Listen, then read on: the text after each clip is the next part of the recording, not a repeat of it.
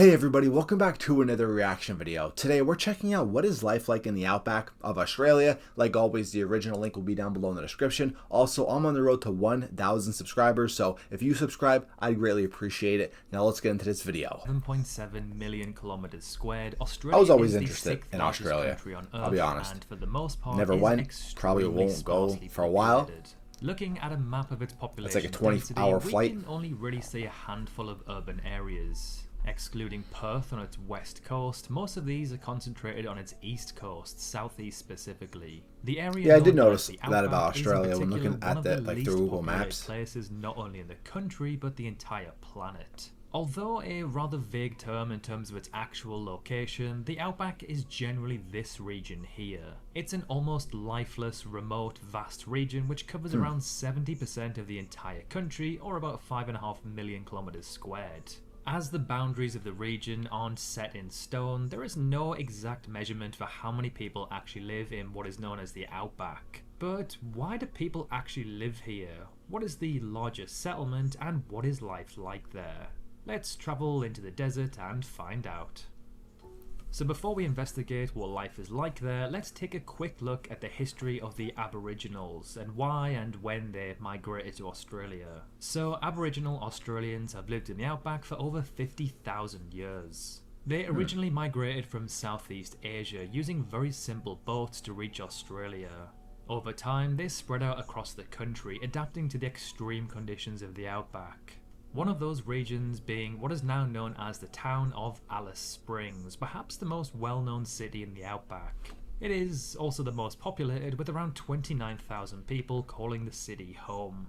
So this is where the city is located, somewhat There's in the not very middle much of the water country. around. It's roughly a 29-hour drive away from Sydney or Perth, or a 15-hour drive from Darwin/Adelaide.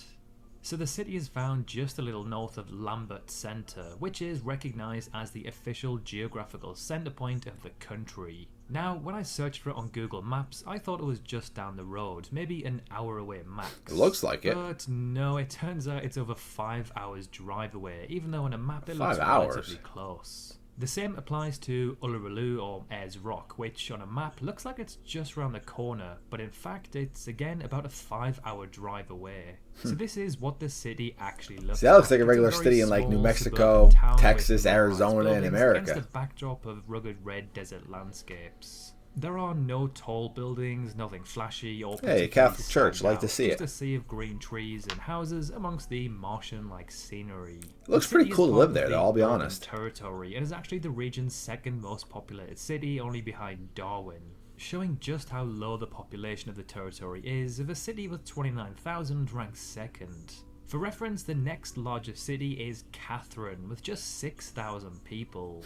In fact, the That's entire like a regular territory's town or population borough is around in America. 232,000.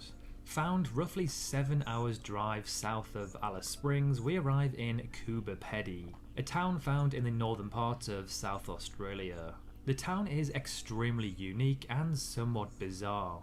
It's a town like where a around craft from half of Star its Wars at the bottom of inhabitants that. live underground.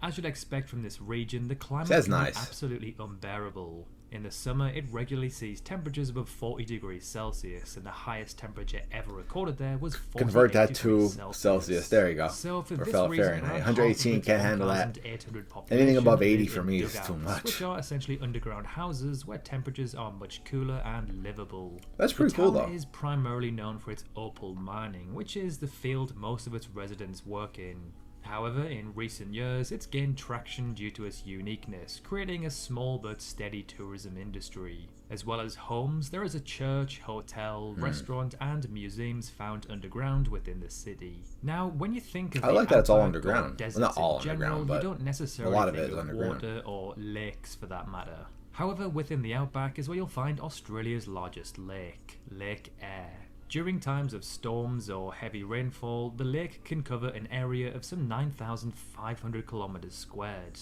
a larger area than that of the country of Cyprus.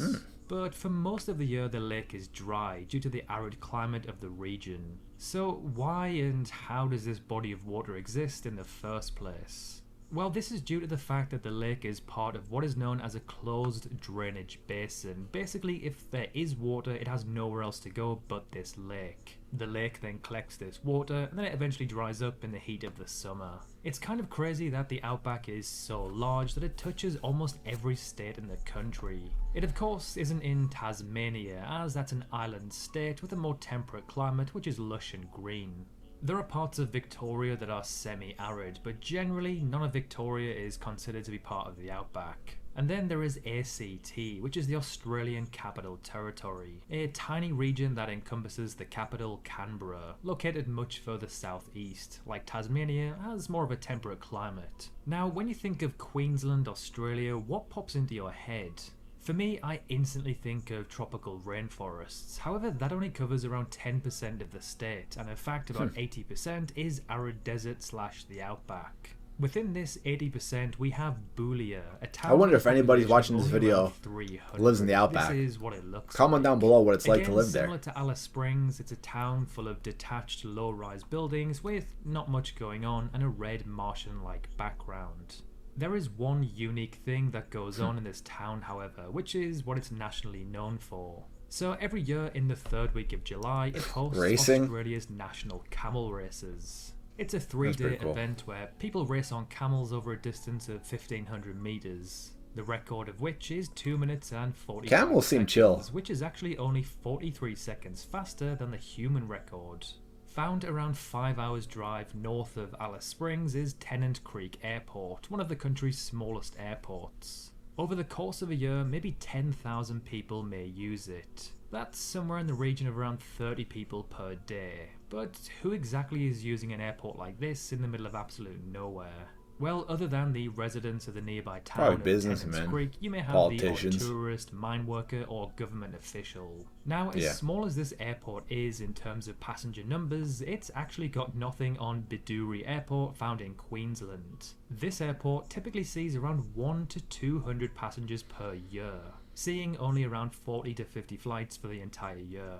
Again, the only people who may use the airport are the odd tourist, government officials, and the residents of the nearby town, Biduri, a town with a population of only around 150 people. The town itself is of course absolutely tiny. However, the locality around the town covers an area of some 36,000 kilometers squared. That's larger than around 60 countries around the world. The town sits in the southwest of Queensland, not far from its border with South Australia and Northern Territory. It is found within the Simpson Desert, a region of Earth that pretty much looks like Mars. It's filled with rolling dunes of red sand and seemingly never-ending landscapes. Although most of the Outback is generally very hot and in the summer almost unlivable, the sub-region of the Outback often regarded as the hottest is Pilbara, an area of around 500,000 kilometers squared, found in the northwest of the country, Western Australia specifically. Around 50,000 people live in this region, giving a density of roughly 0.1 people per kilometers squared.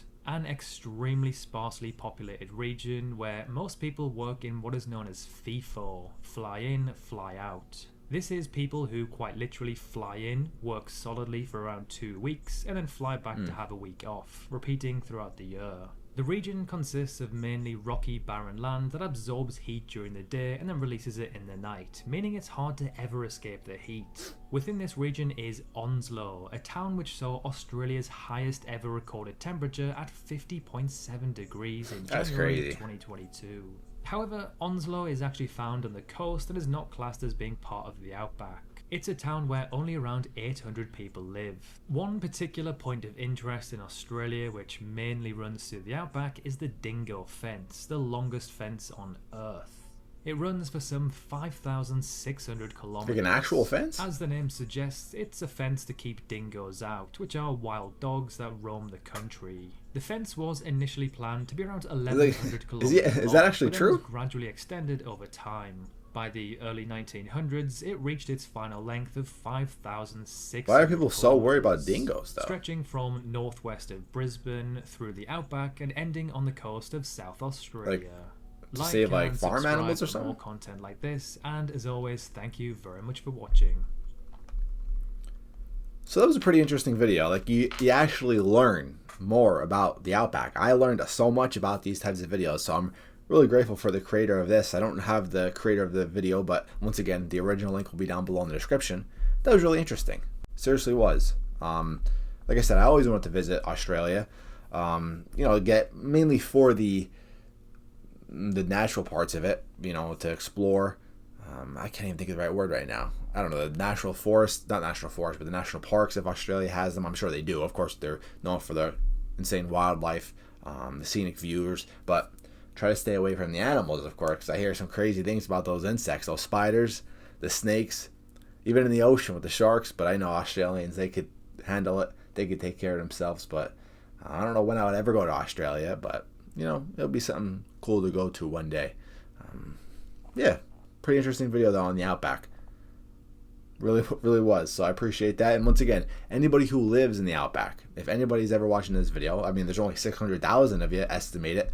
Comment down below what it's like, or if you ever visited, lived in the Outback at some point of your life, comment down below. I'd love to hear your thoughts. And like always, guys, make sure to leave a like, comment, and subscribe. Help me get to 1,000 subscribers. I'm out, guys. Peace.